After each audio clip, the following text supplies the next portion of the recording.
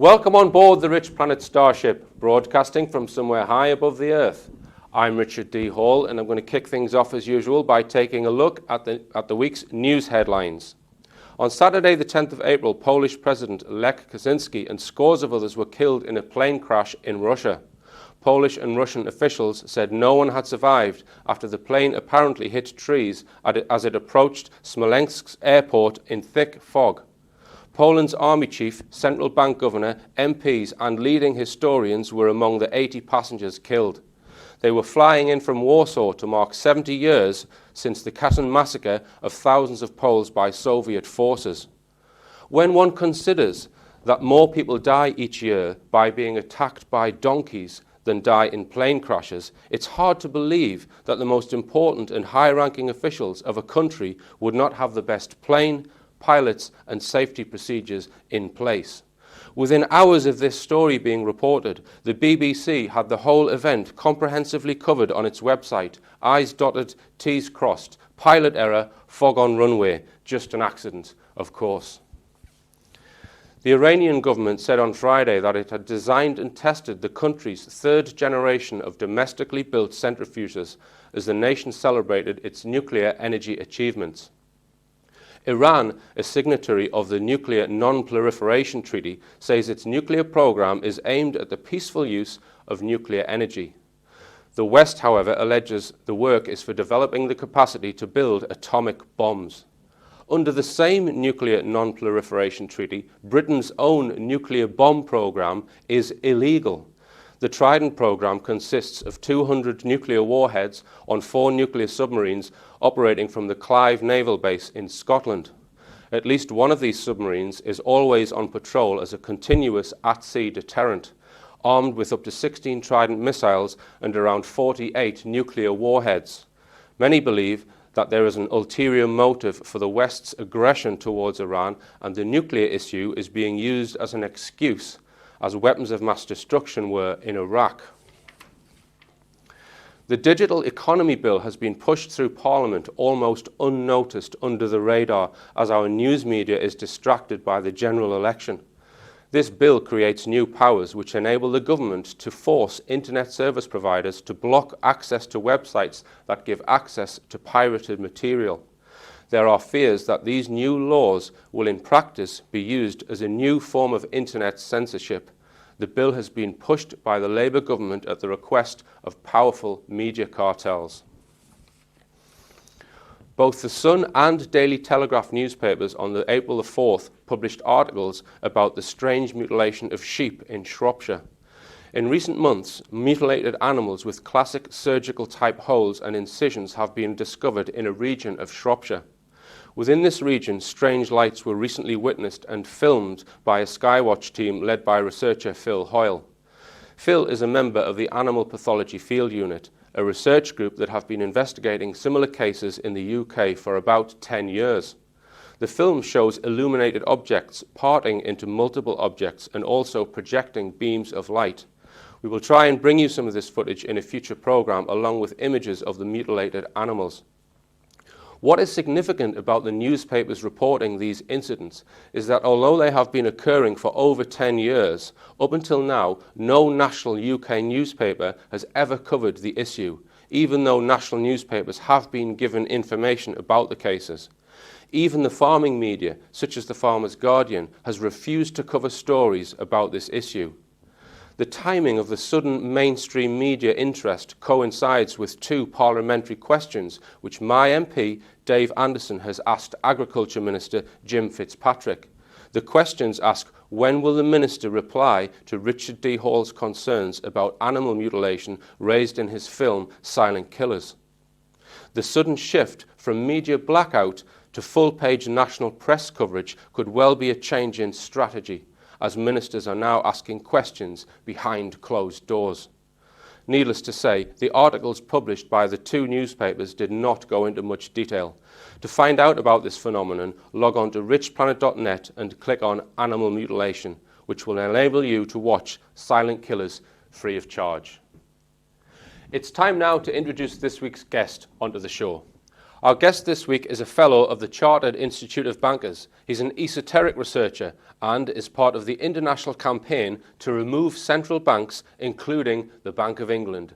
So without further ado, let's activate the teleporter and get him beamed up onto the ship.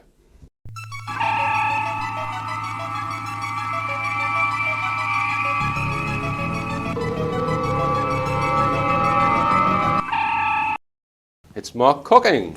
Hello. Welcome onto the Starship, Mark. Thanks for that. God, what happened there? There you were, sitting having your dinner, and suddenly you're in outer space. Oh, well, it got me out of that, yeah.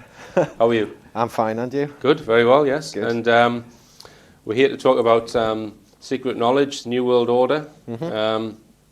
Now, you have a lot of theories about secret societies and the Illuminati and where the real power in the modern world lies. But I think you contest that we need to go back to basically Jesus in order to explain what's going on in the world now.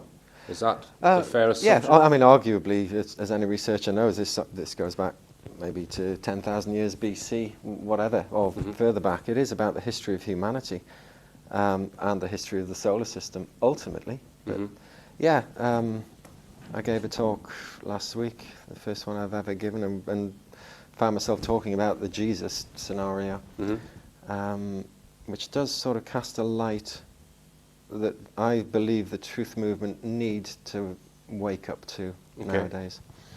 So you think that the secret societies hold certain key knowledge that they've kept close to their chest for many, many years, and part of that is, the Church of Rome. Yeah. Okay. There's so many different secret societies out there, as we all know, and many of them are named as being part of the New World Order scenario and the Illuminati and whatever. But many years ago, it interested me, and I did have involvements with certain societies and wisdom traditions and so on. And I saw something and was told something from within the church, let's just say, which stuck with me as a plausible story, a plausible scenario as to what was actually going on. Over the years, I obviously, with that in mind, looked for the evidence to find that and realised that it is, in fact, there. And in this current era, we have researchers who themselves have uncovered this. So I've watched it come together, but I've also watched the truth movement sort of eating itself and arguing over what's right and what's wrong, and the religious aspect interferes all the time. Yet this one piece of knowledge, which seems to be proving quite fundamentally today, is still ignored. We have people within the truth movement who, for example, are oriented towards Christianity, who by very definition, if you suggest that Jesus wasn't what they have been told he was or what they believe that he was, they will switch off, and it's very hard for this truth movement to come together because of the religious divide. And I don't mean to focus on Christianity, but all the others too, perhaps. But. Okay, so you contend that the leaders of the religions are not what they outwardly portray. Certainly to some extent. The little scenario that I talked about the other day was who was Jesus. The religion itself is always taught he was the Son of God, and everyone knows that story. And a lot of religious or faithful Christians believe Jesus was the Son of God and the Nativity and everything that they were taught. And this has become part of their spiritual belief system. And yet, when you track this back and do any research, as I pointed out the other day, it is the most researched subject in history.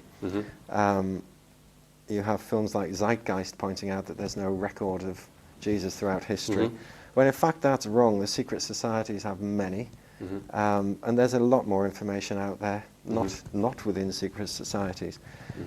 Point being that Jesus, if you track it back, this story is, if it's not dead correct, it's certainly provably a lot more correct than the myth that has been spun. And it's around this myth that the big con is taking place today. That Jesus was of the line of the pharaohs, arguably the last of the pharaohs. in exile in Judea. At the time, he was the richest person in Judea with his sister wife, which all pharaonic kings had. They always married their sister wife. Okay. That means that it was his sister and he married her.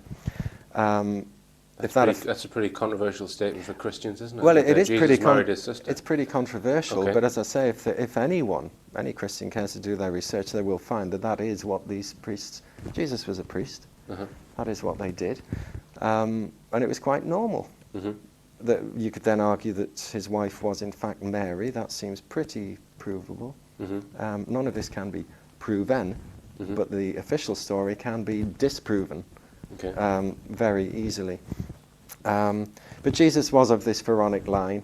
That pharaonic line had a knowledge that went right back to pre-Egyptian times.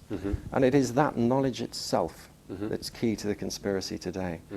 Now, I've suggested that Jesus was a revolutionary. He was, as I say, a king in exile, in waiting. He wanted to take Judea. He actually did have Judea. He was the priest king at that time. Very wealthy, formed a revolution. The two keys to the Bible, though, that I've mentioned, without wittering too long about this, is that the guy called Josephus, who wrote the Antiquities of the Jews, was in fact Paul, who wrote a lot of the Bible. He had a university of scribes who wrote a lot of this for him, or with him. So you have the same person actually setting up two different churches, both the Judaic faith. Rabbi Johanan, I think was his name, who established the Judaic faith. That was Paul, who established the Christian church. It was also Josephus who wrote the Antiquities of the Jews. And it all happens about 40 years later than the Bible would have you believe. Right. And do you agree that a lot of the stories in the Bible are borrowed from older religions, Egyptian religions, Absolutely, and perhaps pagan clearly. religion? And Yeah. you know, okay. There was one example of that, Richard, was a classic example was a few weeks ago as an MP. And now I do forget her name, but she's always been a Roman Catholic, a devout Christian. And she had an hour-long documentary looking back at the history of the Ten Commandments. And her principle was that if these commandments were used today, society would be a better place. The opening lines to her documentary were that she researched this, and the Ten Commandments were, guess what, given to Moses by God on top of the mountain. That was the extent of her research. And yet any researcher, literally within minutes of looking, will find the Ten Commandments in the Book of the Dead, the Egyptian Book of the Dead. So it just shows the fickle amount of research that goes in and comes out on mainstream TV, just to promulgate the myth. And the secret knowledge, which is held presumably by not just the head of the Church of Rome, but presumably other secret societies, is what? Because we... Well, it has no name as such, but it's becoming known as the Hermetic Code. It's based on Hermes, that's the Greek name, who is Thoth. That's the Egyptian name. Enoch, being the Judaic name. Right. And it is the secret knowledge about life and creation. And once you know that, it also begs the question, well, how did they know that? And this is really what opens up history, because this knowledge has been known right through to the present day. Yeah. Currently by those that you would call the Illuminati. It is how they mind control the planet. So this knowledge, I mean, is this, you say it's knowledge of creation itself, so is this on a atomic level knowledge, or what would you, what is it, what is this knowledge? There's the old adage that says, as above, so below. That's the Hermetic theory. And it is that. It is at every single level. I suppose a way to explain it would be that we don't just live in a three-dimensional reality. We live in a four-dimensional reality in real terms. And the fourth dimension not being time, you could count that as a fifth maybe. The fourth dimension is scale. Now, that is the secret. That everything on every level, from the subatomic to the universal, operates in exactly the same way. And that way is the law of octaves, which I'd need a little presentation here to show you.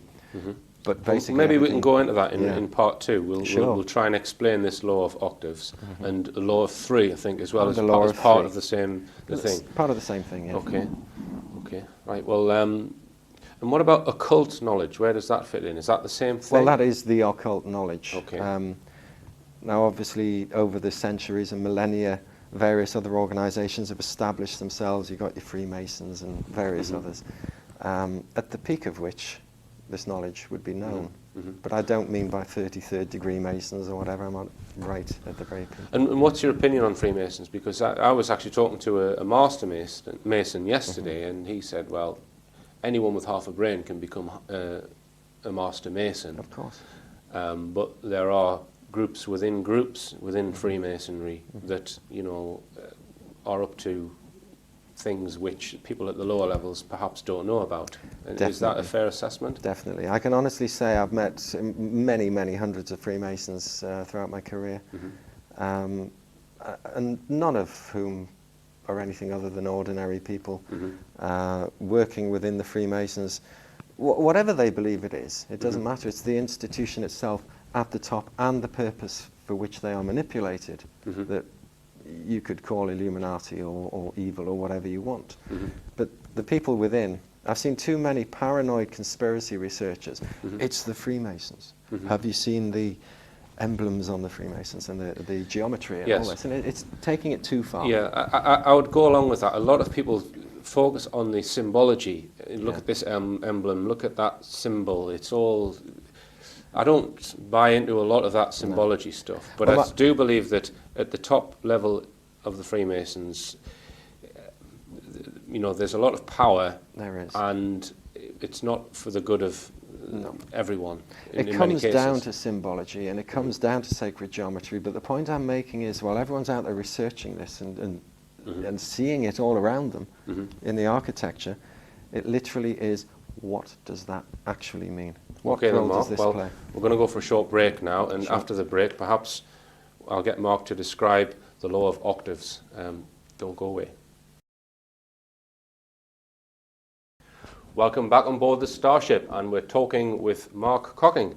And Mark is going to try and explain to us the law of octaves and law of 3, which is secret knowledge, would you say, or...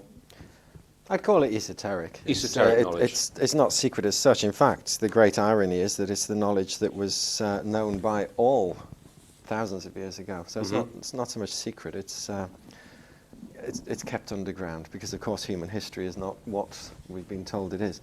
Anyway, yeah, it's a hard one to do. But first of all, the law of 3. This is what's referred to certainly through Christian theology as the Trinity. This is where the concept came from originally, and it is that there are 3 energies that create everything.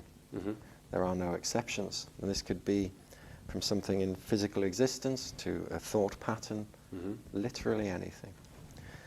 The 3 energies combine, and you could call them passive, active, and neutral, or you could call them positive, negative, and earth, or whatever you want to call them. They do apply throughout electrical engineering and every aspect of science.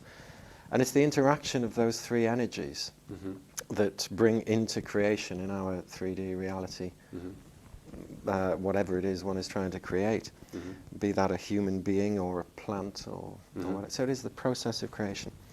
So you have passive, active, and neutral energies.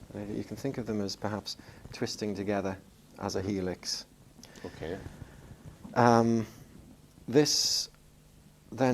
Each of these energies has 7 distinct frequencies and notes, for want of a better word, at which they resonate.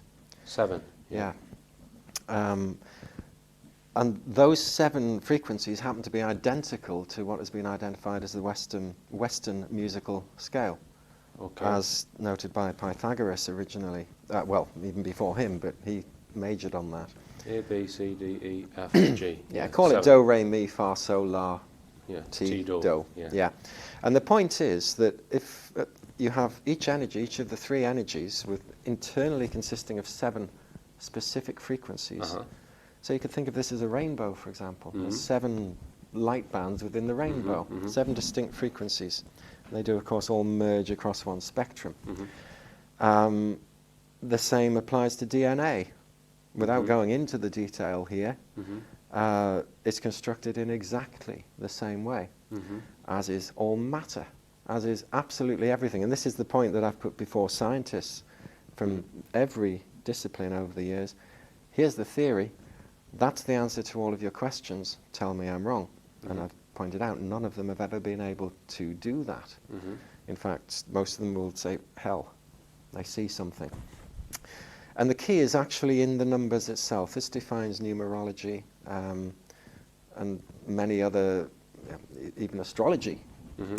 Many other systems have come out of this. The I Ching, for example, has exactly the same numbers within it, as does every other wisdom tradition, from Druidry to Wicca to Buddhism. They all talk about the eightfold way, the octave of creation. Now, within each of these bands, as I say, is the 7 notes. So if we call them Do, Re, Mi, Fa, Sol, La, Ti. And the next note is Do again. Yes. So that's the 8 notes making the and octave. you've gone one entire octave. That's right. And the last note is the same as the first. Now, in an octave, I know that when you go to the next octave, if you play A, say the note of A, and then you go up an entire octave, that's a doubling of the frequency. Double of the frequency. Yeah. Yeah, exactly. Okay. And then you've got this split. So carry on. So the potential for each energy band is to double as it evolves over an octave. Right. And that is over time, but it could be in an instant or it could be a long-term project. Everything sort of follows this structure. And it's in the numbers, if you think about this. If you have 3 octaves, there would be 24 notes. Yeah. But in reality, how would you put this? Starting at A, you get first octave is A, which is a doubling of that frequency. Second octave is A, and the last octave is also A. The middle 2 are shared. They are both the last note of the first octave and the first note of the next octave. It's one and the same. So the middle 2 A's, in this case, are the same. They therefore come out. What I'm saying is you have 22 notes. If you just jot these down, you actually have 22. Yes. Okay. Now, 22 over 7 is pi. This is the basis of the ancient esoteric knowledge. So there's 3 octaves that overlap. They've all got 8 in them, but they overlap on 2 sections. So that makes, instead of 3 to 24, it's 22. Yeah. Over 7 is pi. And this is what pi actually defines. It's not exactly 22 over 7, though, is it? Well, there's a debate. The ancients always, pi, they didn't use that name, of course. mean, I would use that in a maths exam if you couldn't be bothered with a calculator, 22 over 7, It's pretty damn close, but it's a good question because that actually is the key. And it's a very hard question to answer, but... Now, when you said passive, active and neutral, are these the octave 1, 2 and 3 that overlap? Or there's 3 different sets of these 22 notes? There's a guy called Michael Hayes. He's written about this, and he really is the only author I've found who's ever written at this sort of level. So I really recommend anyone reads his books. Michael Hay. Michael Hayes. Hayes. I don't remember the name of the book now, but he wrote a book about 10 years ago. Read that. And I believe he's just followed up on that. Read his stuff. Now, Michael will explain the 3 energies, the octave, and so on. But I learned this many years ago, and I've been watching it evolve over my life and come into the public arena. What I would add to what Michael has to say is that the 3 energies actually do work together. So you have 3 distinct octaves working in a helical form, a spiral form, as opposed to just laid out end to end. It's a very subtle difference, but it's a key one. So are these, for example, an electromagnetic wave, which is a wave in space, are they vibrations of space, i.e. an EM wave, or is it something smaller than that? It's the substate that's vibrating. It's the medium in which something is vibrating. It is light, ultimately. Light is defined by this triple octave. I can see I'm going to have to put on a talk or something with all the visual aids here, but it's actually so simple that I showed it just on a piece of paper last week. And you could go on explaining it forever, but it is so simple that once it's seen, it's for the individual to work with. You can supply me with an image and I'll overlay it and we can put it on top of the thing. I'm sure I can do that. Okay, great. So there's 3 different types of energy which each consist of 3 octaves. Is that right? Okay, which somehow produce light, or I think is that what is the basis of light? Perhaps we're getting a bit complex. What I'm saying is that everything throughout creation and existence is made from these 3 energies interacting as a triple octave. When it tunes itself, imagine the first 7 notes are struck in the first octave.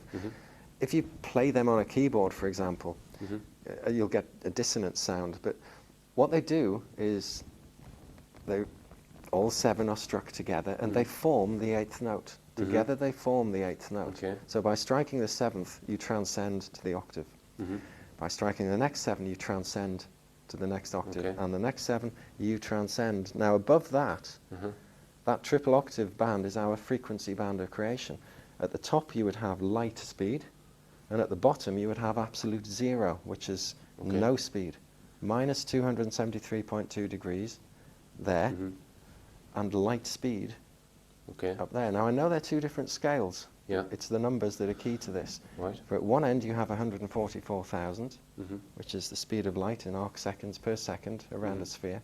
And at the other end you have the lowest possible temperature in the known universe. Now, as I've pointed out in things I've written, the number 2732 and 144,000 plus the triple octave actually decode the Bible. This is the coding system that's used in the Bible. And people will say, ha, rubbish. Well, I don't intend to prove it to any of them. I was told this many years ago within your secret societies. Watched it all unfold and did my own research and so on. And I can tell you it clearly is there. Okay. It was this hermetic encoding that was put into the ancient documents, some of which became the Bible. Okay. Long story. I mean, I think I can see what you're getting at. I would need to have a look at the diagrams to start to understand it. But with regards to numerology, I'm not saying that things aren't encoded into the Bible. Maybe they are, but numerology in general, I believe, is flawed because we work on a base 10 number system, and in science, in physics, if you can work on any number system, you can work on octal, hexadecimal, and all of the equations still work. So you can work out how far it's going to, how long it's going to get to the moon or whatever you want. It all works on any number bit. The thing with numerology, you move over to hexadecimal or octal, it all falls apart. For example, so someone will take the year 1968 and they add up all of the digits in it and they make another number, and then they do this and then they say, oh, well, look, there's symbology in it because of this. It doesn't work, because if you go to another number system, it all falls apart. So this is why generally the whole of numerology, for as far as I'm concerned, is completely flawed, because it won't work in another number system like physics does. If I could convert it for you into any other number system, though. Yes, I would then... You reciprocate 81. That's the key to actually decoding numerology. Again, what, 1 divided by 81? 1 over 81. That creates the decimal system that you're talking about. And 81 you will find in all those physics equations that you mentioned before. Right. Okay. As a constant. Right. All right. All right. Yeah, well, you see, we're going to areas that you talk about. Yeah, I mean, it's a bit difficult confusing in a conversation. Yeah, to get to the bottom of it in a 30-minute interview. But I certainly need to go away and have a look at this. It is quite intriguing. So, you're saying that's the basis of space or the basis of matter? I'll summarise it for you. At some point in the distant past, the entire knowledge of the universe, in physics, call it that, of science and spirituality was known. Jesus was a teacher of that, the Pythagorean school. Quite provably, it tells you in the Bible.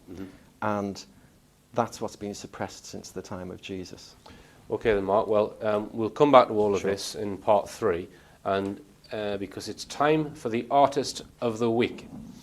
Now, this band have only been playing together for 4 months, and they actually have less members in their band than the legendary Rush, because there's only 2 of them. Brandon Randall, who's only aged 13, on drums, and Andy Dove, aged 16, on guitars. And they've produced this video themselves, and I'm honoured because the track was written specially for this show. So here it is. It's called Richplanet by the band Not Peart.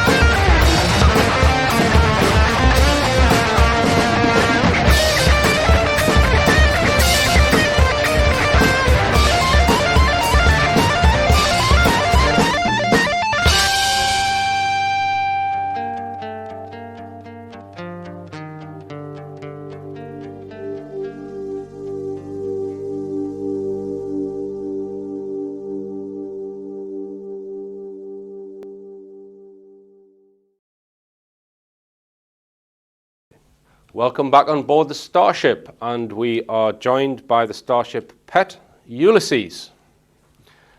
Now, it's time for the interesting person of the week. And this week it's Sam Wright, who runs the Probe UFO conference in Lytham St Anne's next to Blackpool. And he's speaking here about two stories told by previous speakers at the conference. A chap named Al Fastlander, who was a captain in Vietnam. And he tells the story of the last days of the war when a general came in and he said, right, we've got to go behind the lines to pick 5 soldiers up. And he had 2 heavily armed guards with him. And he thought, this is a bit queer, a general going behind the lines just to pick 5 soldiers up. Anyway, he didn't argue with them. And they went behind the lines. They landed at this place about 200 yards from the actual jungle itself. And they seen these soldiers, they were in disguise sort of thing, they're all black, and he called them over, you know, and they came walking towards him. They got within about 10 yards and he said to these 2 guards, fire, and they shot them dead. He said, I went berserk, why did you shoot these soldiers dead? He said, there's a reason. So he said to the guards, turn them on the back and wash the faces. So he turned them on the back and they washed the faces, and he called him over. He said, look, They were clones. He said they had 20 clones in Vietnam in the last few weeks of the war, and they went in groups of 5, and the first 15 had been killed within a few days, and these 5 were the only survivors. And he said they couldn't take them back because they have the implants in the head, and all as they taught is to kill. They killed men, women and children, animals. That's all they did. So they actually killed them there and buried them, you know. That was another fascinating story. And if you think that you might be interesting or have interesting tendencies, then we'd like to hear from you. So if you can make a YouTube clip of you being interesting and then send me a link to starship@richplanet.net. You can talk about anything you like as long as it's interesting. And that brings me to this week's interesting scientific fact of the week. And that is, we mentioned it earlier, that more people are killed annually by donkeys than are killed in plane crashes. Okay, well, thank you very much, Ulysses. We'll put you back in your cosmic hutch. Right, and back to Mark, where we're gonna change the subject slightly and talk about. Can I have a carrot?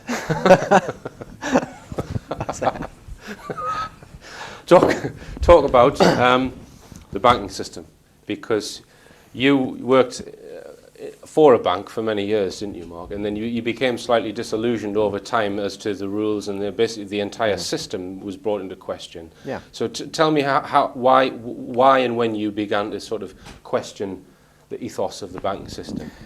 In the early days, really, when I was a newcomer in the industry, I went in straight from school and started studying for associateship with the Chartered Building Societies Institute. So just exams after exams, really, postgraduate degrees or whatever level it is. And within that,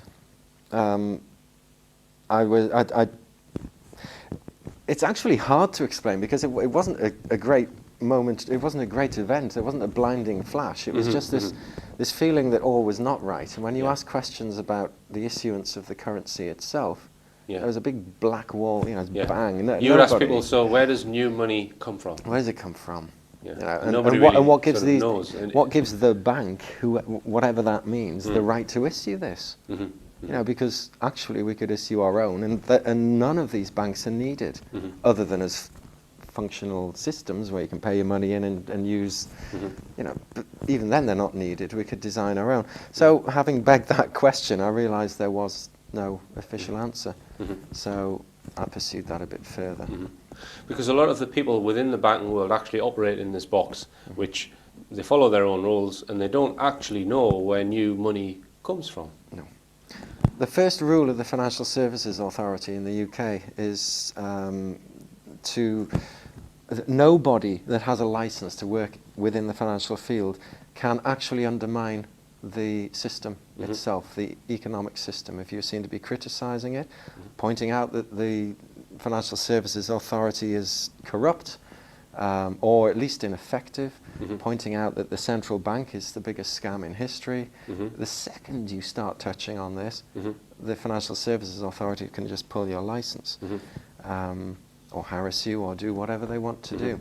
So that they're protecting these secrets. But they're not great secrets, because they're actually glaringly obvious to anyone who stops to think about it. But as soon as banks and money are mentioned, people do switch off. They're taught to. And just to summarise, basically, the Bank of England loans money to our government at interest. And really, you could completely change that system, give the government control over its own currency. It can issue its own currency, write off its debt completely. Therefore, the interest that we pay in our income tax, which is interest on government debt, which is 1/3 of all income tax paid is government, goes on interest on government debt. You could write that off, get rid of that straight away tomorrow. Entirely, yeah. There's a very plausible case to prove that, in fact, all tax in the UK is used to pay interest on the loans, but that's a debatable point. The point is that it's a huge chunk. So simply by removing them from the equation, you could overnight reduce income tax by at least 30%. And this is in these times of recession as well. The reason that's not happening is because the let's just say, elite people in control of this want to scam you. This is why they're so rich. Yeah, the central banks have been cajoled into the hands of private individuals who then loan money to governments and therefore pull the strings of governments. I mean, to me, it's bloody obvious, this whole financial scandal and why this recession has probably been orchestrated. Yeah. I mean, I'll put to you a financial system that I think is possibly plausible.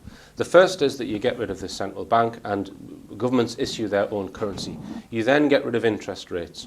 Now, people would say, no, you've got to have interest rates. But if you get rid of interest rates, you then get rid of inflation, and therefore you don't actually need a bank to put your money in because its value will never reduce.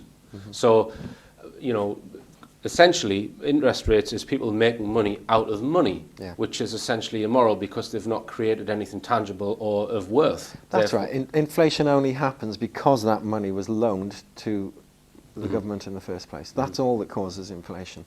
So you'll have an economist coming up with all different theories and words to explain it, but that's all it comes to. And essentially, it's interest rates and loaning of money which creates these oscillations in the economy when in essence, you could smooth those waters by getting rid of interest completely and having money loaned via the government. Yeah. I mean, if anyone wants to look at my website, which is just myname.co.uk, we have a campaign that we have websites around the world, End the Bank of England in the UK, End the Fed in America, and promoting the mathematically perfected economy, which actually proves mathematically how to sustain an economy.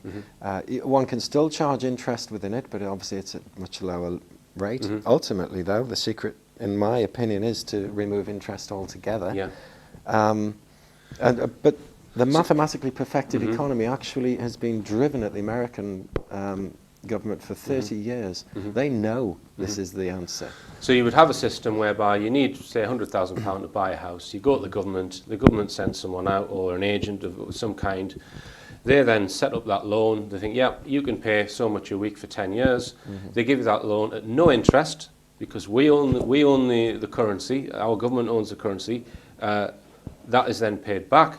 If you default on that, then you would then have a marker put against your name that you can't loan any more money. And that would mean that none of the interest that people make money from would be going into the hands of people who don't actually do any work, i.e. bankers, because they don't create any wealth.